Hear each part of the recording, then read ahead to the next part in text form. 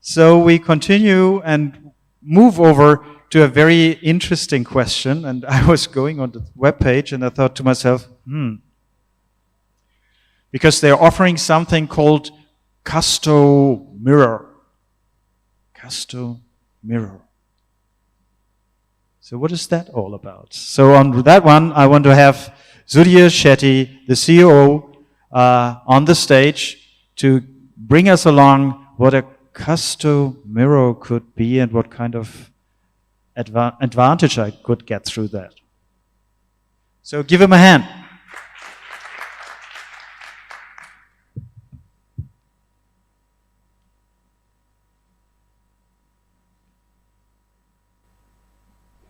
Thank you. So we actually, I'm representing Anthology right now.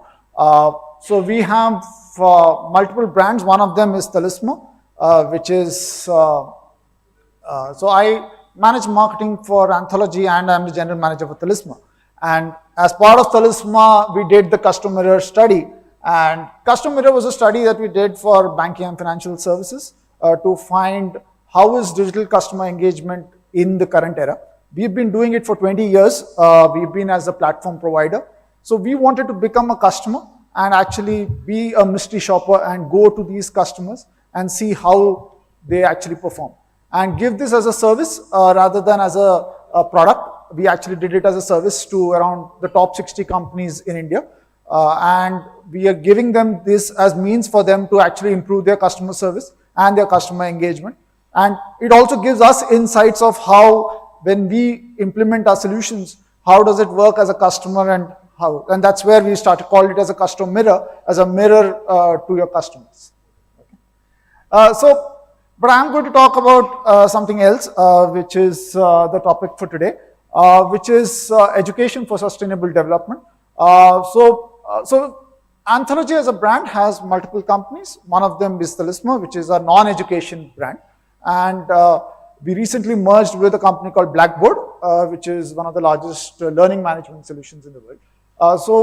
We are there in 80 countries. And what I'm trying to do today is not talk about so much about our product and our solutions, but how in general education is going to make a difference.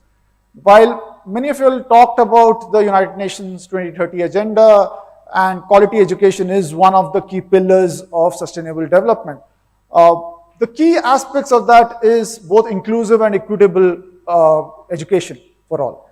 And for a good quality education, there are 5 key areas. One, what is education going to do in terms of the aims and objectives of your education? The ecology of the education. For far too long, education has been primarily restricted by classrooms, restricted by the 4 areas of a school or an institution. But education can be outside, can be in a project, can be learning in the environment, learning in physical spaces, much more than just the classrooms. The learning processes, now these have changed because a new generation has come, a generation which is not so used to waiting for classes, waiting for courses to be provided because the information is all over. So the learning processes have changed. And when the learning processes have changed, also the teaching processes also have to match up with it. And finally is the governance and policies part of it, which also have to significantly change. While in India, a lot of them, I think a few from the university spoke about NEP 2020 is a big mantra which is there, which covers a lot of these aspects. Now, as part of the presentation, I'm not going to talk about all of these aspects because it's too long. So I'm going to focus primarily on the learner. And when I say learners, it is a paradigm shift from calling people students. For far too long, we have called everyone students and hence made a relationship which is slightly one way in nature, where there is someone teaching and someone who is a recipient of the knowledge. But here we are talking about learners because of 2 things. One, the learning aspects of it don't stop with where your education ends. Learning is becoming more lifelong. People are constantly learning. You have so many access to so many areas to learn. You can develop new skills at any point of time. So the world is giving you a lot more second chances than what you had maybe 10 years back. The other aspects is the learner behavior itself. A lot of the learner behavior has changed because the advances in technology have given them access to different information. Information that typically you were dependent on the teacher is already available to them before they even enter the class. So their expectations of what a classroom is, how teaching is, the pedagogy is very different. Now, when you take EdTech as an industry, so this was a survey done in July, and this is a typical learner's journey through a higher education institution. From the time that the education institution is trying to reach out to the student or the learner, and to the time they enroll it, where there is a significant gap in terms of what the quality of solutions that are being provided to what expectations are done. When I can use my mobile app to do everything in this world, it is difficult when a student who is, or a learner who is 18 years old and trying to apply for admission and suddenly finds the world is very different and very complex. The other aspects is a very big gap exists in the learning side of things. While there are a lot of tools for, in India especially, on the tutorials aspects of it. There is a lot more emphasis on the K-12 side of things where there is competitive exams, the competitive work. But if you see higher education or undergrad studies or postgrad studies, there are not many tools available to actually improve someone's scores, to improve someone's learning. And those are where there is a big gap in the EdTech side of the world. The other aspects is what we talk about is, we have a product called Occupational Insights, which basically gives you insights into what skill, what courses give you what kind of jobs, what kind of career prospects, which give you insights into what can happen in the future. And this is where we think there is a usefulness in tech in education. And finally, in terms of, both in terms of lifelong learning, giving opportunities like MOOCs, for example, they are all over the place where you have opportunities to learn new skills and which can be impacted across the board. As COVID has taught, it's no longer now a physical delivery method, as in there is online learning which is now popular, but as even in a post-COVID era, we believe that it would be a blended learning world where things would be hybrid in nature.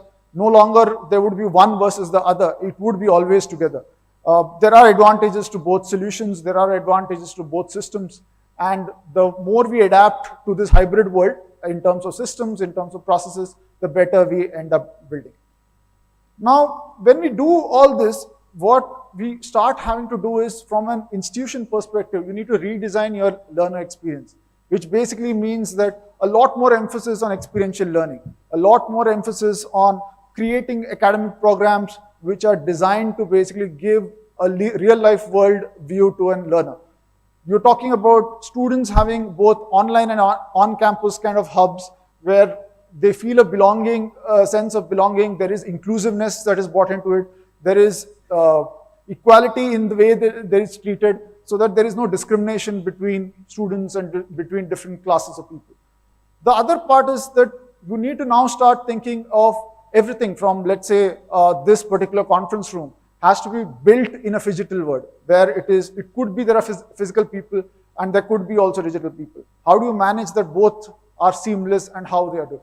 For far too long that we have built, this entire structure was built for a physical place. It was not built for others. But when you're looking at a new university, you would not end up building that way.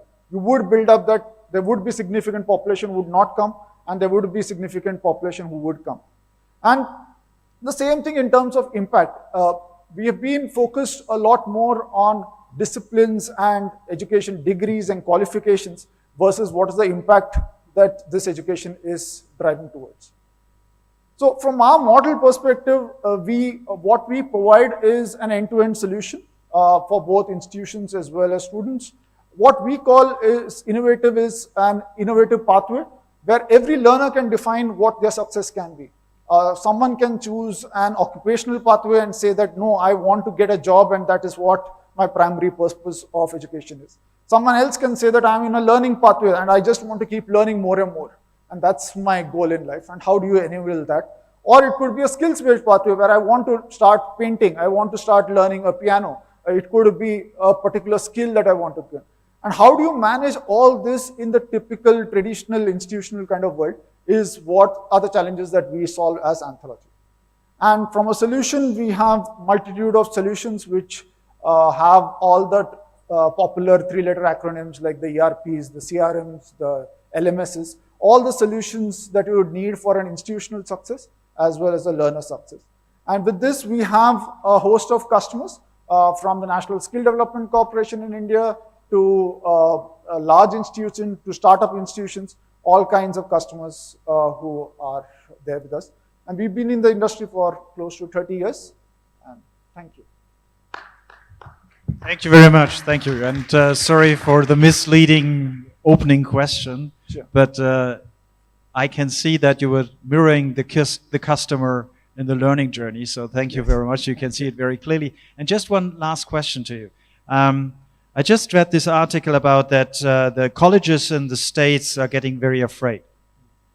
They're getting afraid because the Google certificate seems to be more valuable than anything else, not a traditional college walkthrough. So what would be your advice to colleges like from Don Bosco or somewhere else to answer that question? So the world is moving to a world which is going to be blended in nature. You will expect students to actually pick up skills, whether some would be in your institution, some would be outside.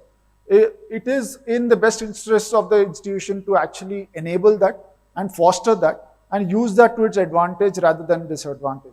The big advantage of a physical institution is also how do you get to collaborate, how do you get the softer aspects of life, which you don't get typically through a course. A course gives you credits, gives you conceptual knowledge, but doesn't give you the softer aspects which are necessary to skill. So you need to blend the two and not necessarily stop or think of that as a competition, but as an enhancement to the education that you provide. Okay, so more focusing on the flipped classroom than the opposite way. Yes. So thank you very much again. Give him a hand for that one, for that insight.